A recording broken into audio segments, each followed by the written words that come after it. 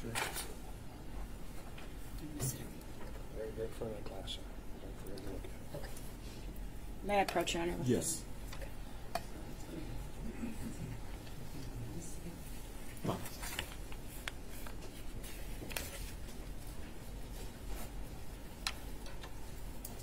Thank you. Good morning, sir. If you could, please state your full name for the record. Good morning. My name is Buck Myre. I'm Tate Myre's father. Thank you for being here, sir. Is there something you wish to address with the court this morning? Yes. Thank you. You may proceed, sir. So, as I kind of prepared for this, I had wrote a victim impact statement earlier, a couple months ago, and wrote another one last night. Not sure if I'm going to really read this one, but I want to start first with just a little bit of the story. So the morning of November 30th, I was working from home, and my wife was working in Lake Orion, and I was on a conference call, and I heard some sirens in the background, and really didn't think much of it, but they were not going away, and they were getting louder. And I got a call from my wife, and she told me about what was going on at the school. So I got done with my conference call and started making my way to the school, and texted Tate a couple times, called him, no response. So then we get to Myre, and I met my wife there, and you know, as all the kids are filing into Myre, Sherry and I are both walking around looking for Tater, and I had a feeling something didn't feel right to me, and so as people started to, as kids and parents started slowly fading out of Myre, I grabbed our athletic director, who was at Myre, and said, "Where's Tate? Have you seen Tate?" And he looked at me and he said, "No." But he knew, but he couldn't tell me. He wasn't the one to tell me. So as we're wandering around Myre, asking everybody if they've seen Tate, we got summoned to the manager's office at Myre, and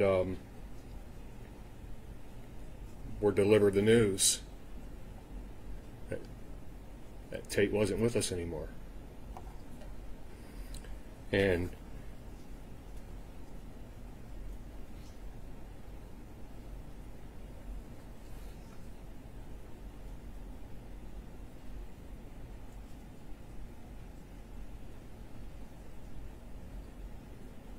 the thing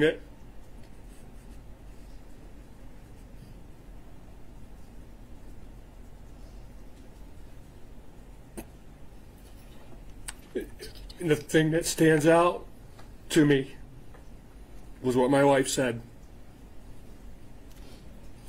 She put her head in her hands and it said, "Not my baby boy."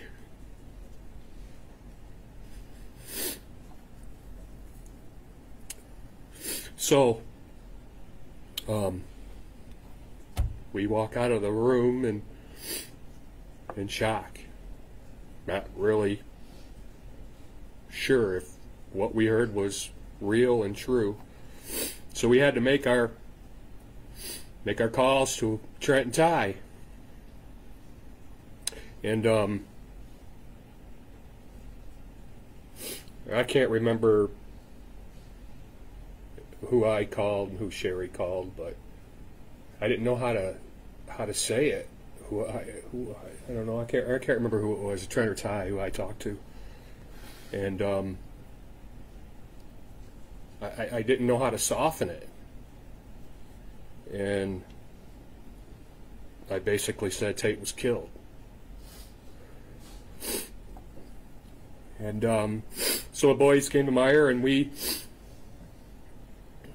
left as a family to go home, and when we got home, we were just a bunch of zombies, and we were kind of walking around. And believe it or not, we cooked dinner that night, and had a couple visitors. And as we kind of are working our way through this process, it's been quite a journey. I can tell you that. The one thing that is love is obviously absent from our family, because there's no joy. When you have joy, it's easy to love. So me and my wife are trying to figure out how to save our marriage and how to save our family, and we didn't even do anything to each other. So as we navigate these treacherous waters, we try to honor Tate, and because we know he's looking down on us, and I know he's not very proud with how his dad is handling this. But his dad's fighting, his mom's fighting, and his brothers are fighting. So I'll read a little bit of this victim impact statement here. This is kind of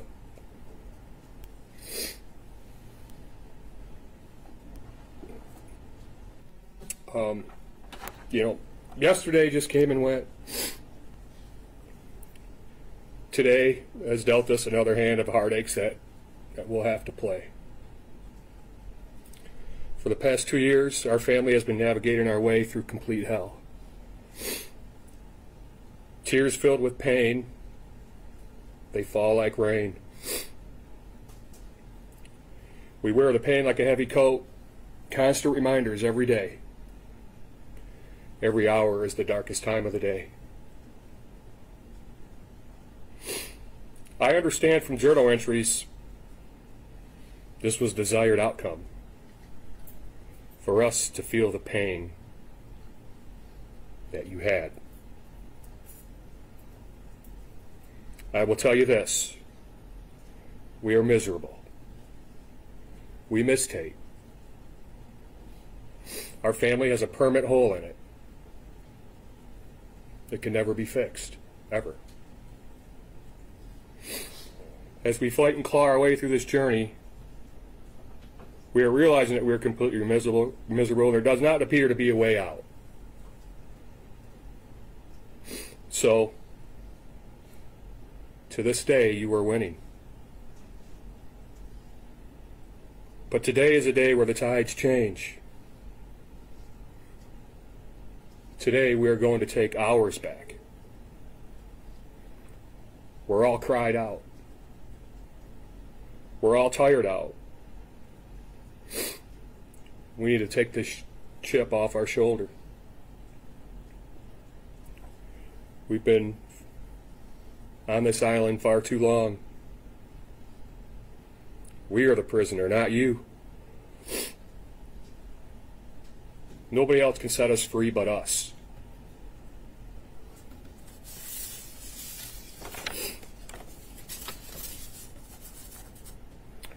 In life, sometimes what you need is exactly what you fear. We fear forgiveness for your selfish acts.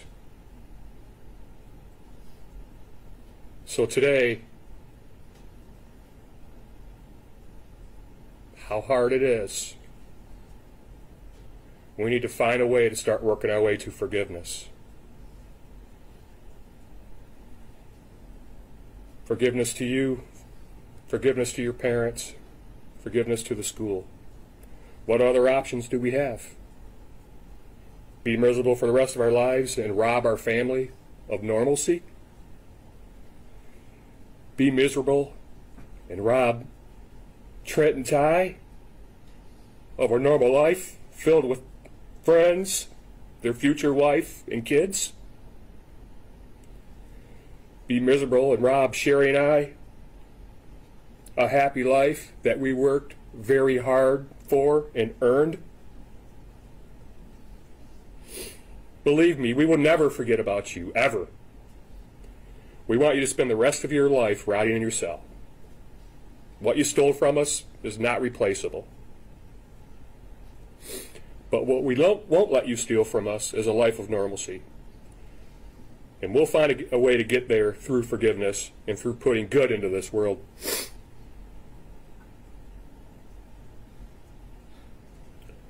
I'm sure you've heard about our peer-to-peer mentoring program we started, 42 Strong, the Tate Myre Foundation. We launched it after the tragedy in honor of our Tater. He was an amazing kid. He loved to give. He loved to serve. Went to the same elementary school as you. You knew him.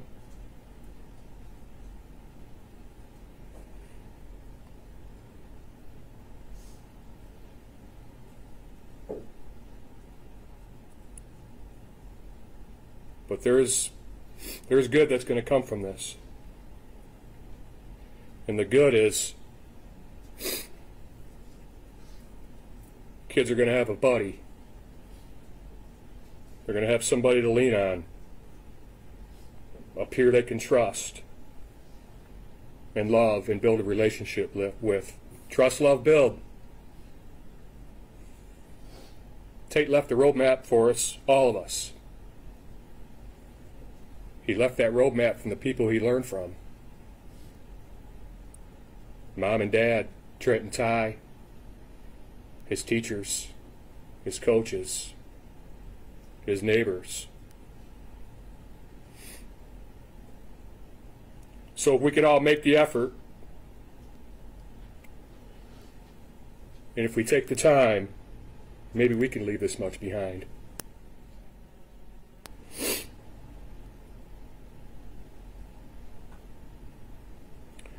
So I'm going to stand here by your fire because it's cold. It's a cold one tonight. And I'll be taking care of Soul Fight. Thank you for your comments this morning, sir. And I've read a litany of victim impact statements, and your son had an extremely positive impact on his community. So thank you for being here, sir. Thank you.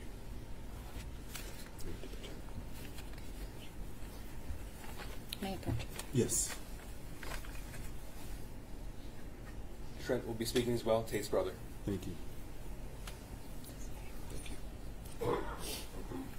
Sir, if you wish, you can stand with your son if you wish to.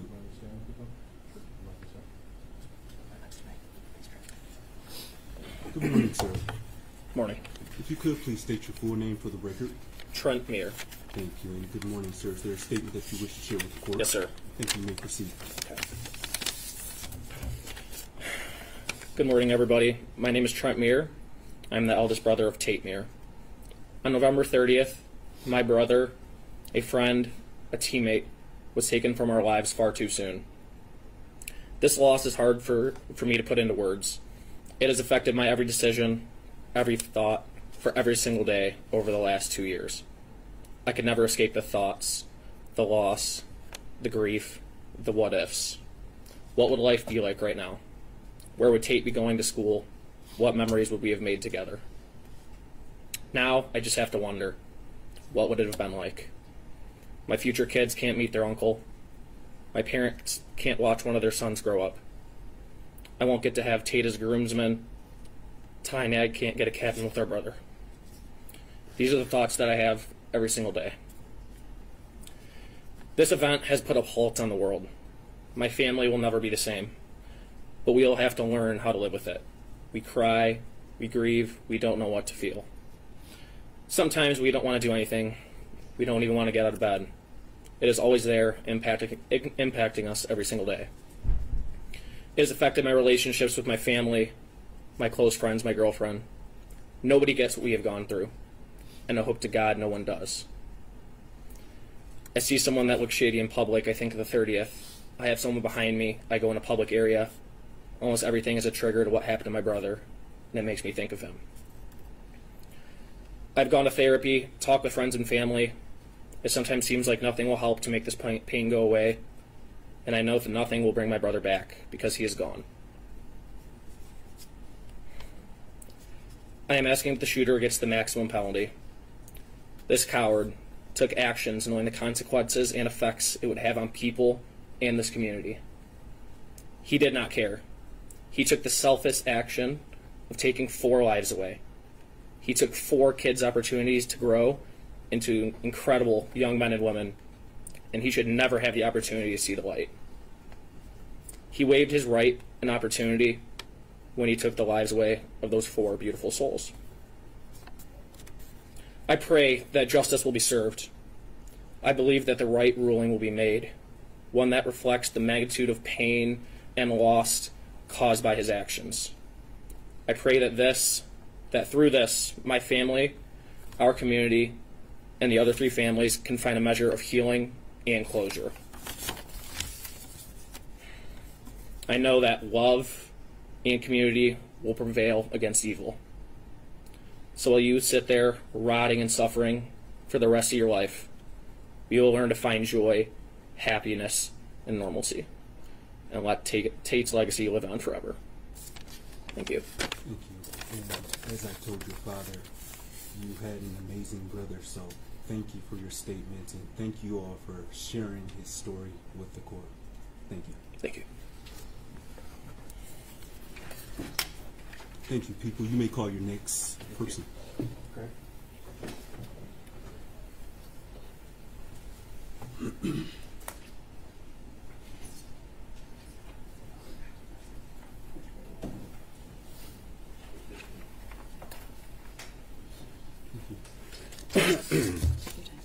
Good morning, sir. If you could, please state your full name for the record and spell your last name. Good morning. My name is Craig Shilling, Shilling. Thank you. Thank you for being here, sir. Is there a statement that you wish to make?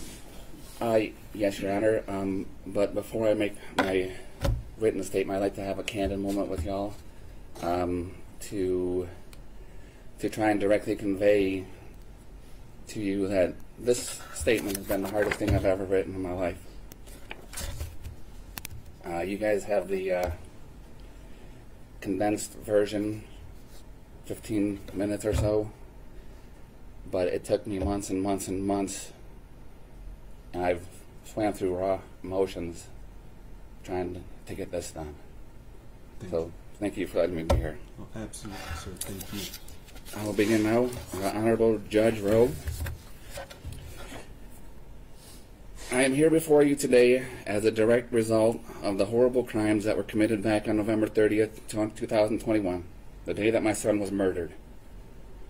For the longest time, and for reasons I do not care to mention here today, I did not know if I was going to be able to do this. You see, on that day, my life was torn apart, and for a while thereafter, I struggled with dark thoughts and found myself completely lost in a seemingly endless sea of raging emotions with no care as to what happened to me. And grief had consumed me and has squeezed out every bit of joy and happiness in my life. Still, today it's uncertain if I'll find my way back. The events that took place that day have rocked 3 generations of my family and has altered our future forever. These days, there's not much happiness in the holidays. Birthdays and those milestones days don't carry with them the special feeling they always used to. Life used to flow with some sort of rhythm and balance, and the continuity within our family was evident. There were gatherings, vacations, and fun-filled events. What I feel most would deem your typical family situation. That continuity and all that came with it were lost on the day that my son was murdered. Like a severed electrical line, the flow was no longer there.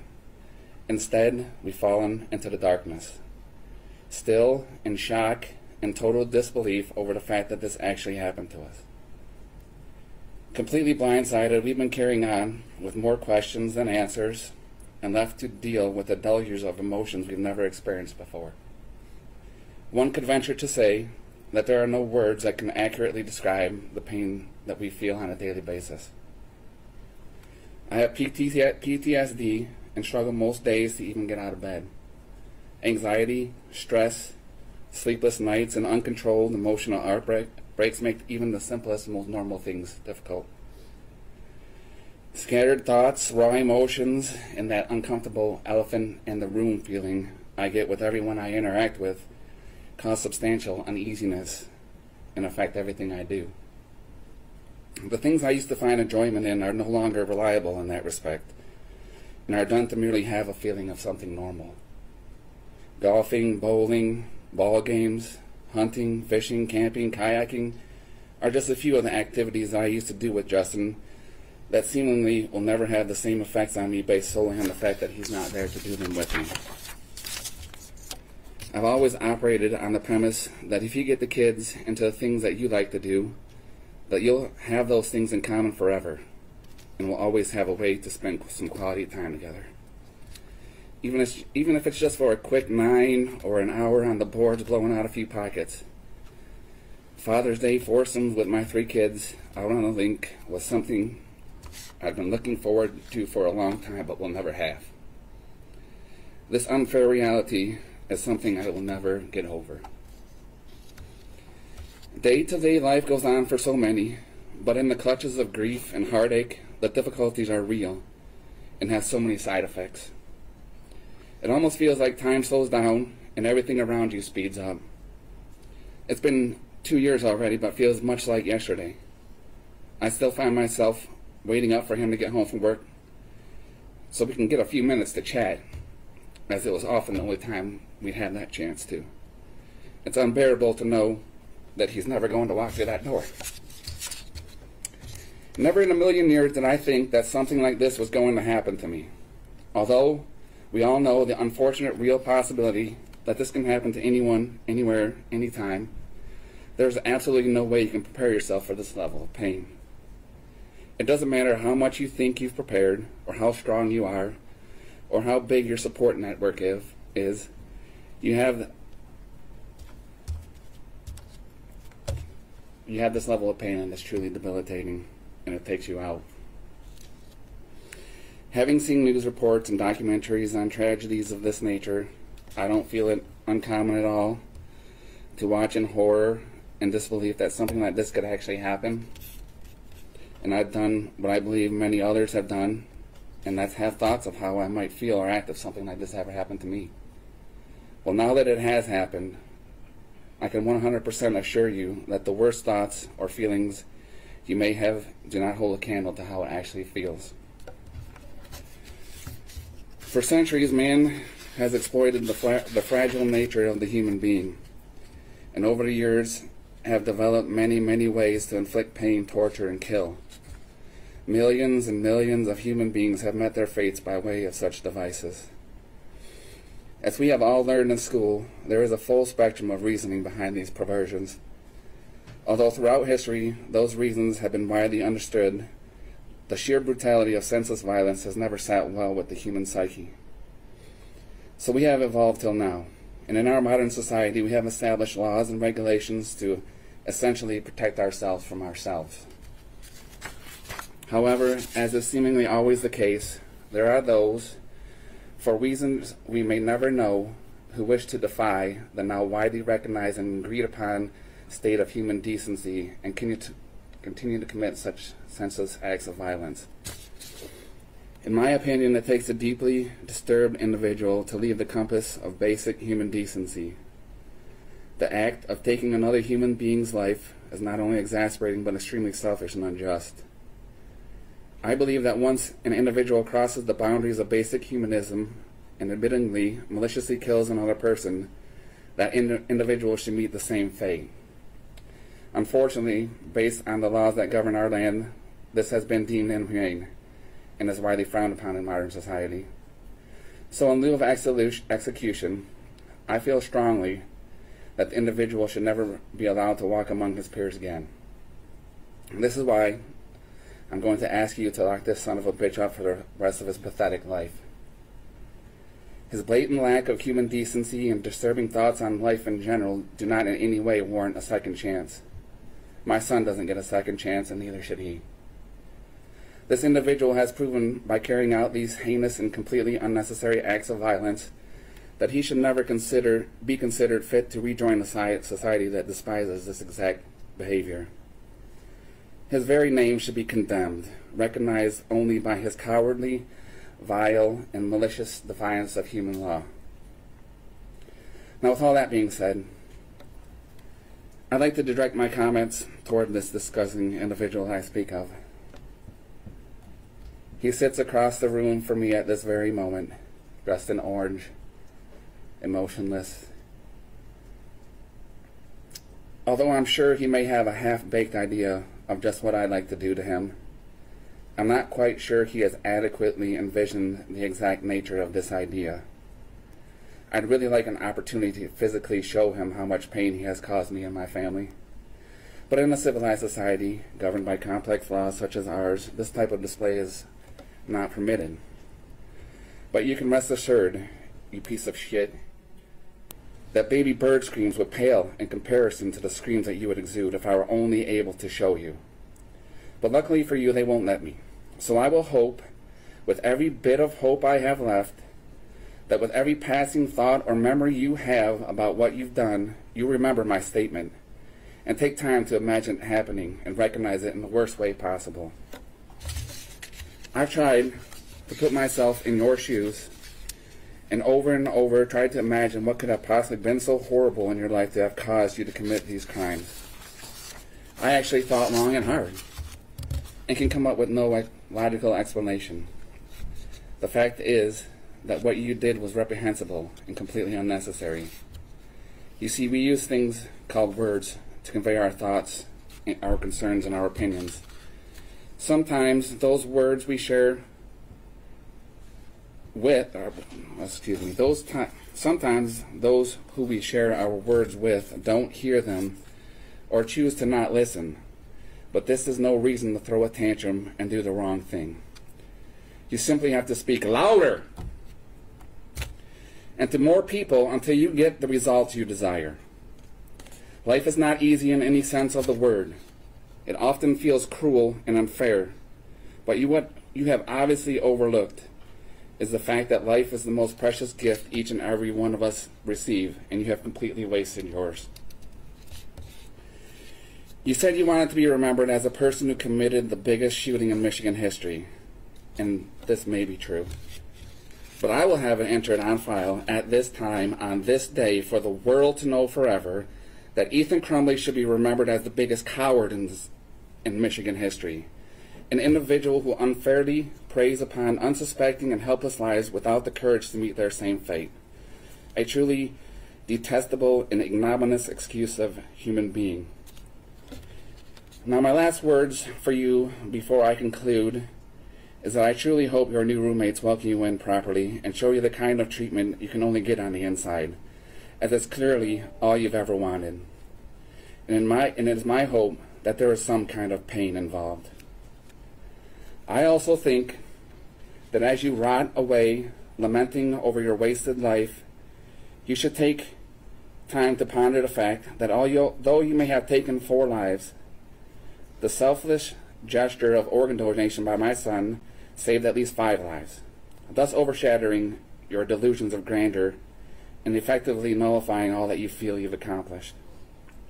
Stew in that for a while, and maybe you'll realize that as long as there are good people in the world, willing to selflessly give of themselves to help others, evil will never triumph. My final thoughts are directed towards everyone else. It is with every bit of my heart that I offer all who have helped my family over the course of the last couple of years, the sincerest thank you. The sheer magnitude of humanitarianism and goodwill that came in from all over the world has been humbling, and has gone a long way to showing me there is still good out there. I strongly believe that it resides within each and every one of us, and that it is our responsibility as human beings to let our goodness shine onto everyone we interact with, whether we like them or not. Because the way we treat each other, both directly and indirectly, affects the lives of more people than you can imagine. Not to mention, it's simply easier to do. I beg of you all, please be kind to one another and put your energy towards walking the path of the righteous, and do your part to help eliminate these types of tragedies. Thank you for listening to this morning. I wish you all the very best. Thank you, sir. And I know that that wasn't easy for you, so thank you for your statements this morning. They did not fall on deaf ears, and I am very sorry for your loss, sir. Thank you. Thank you.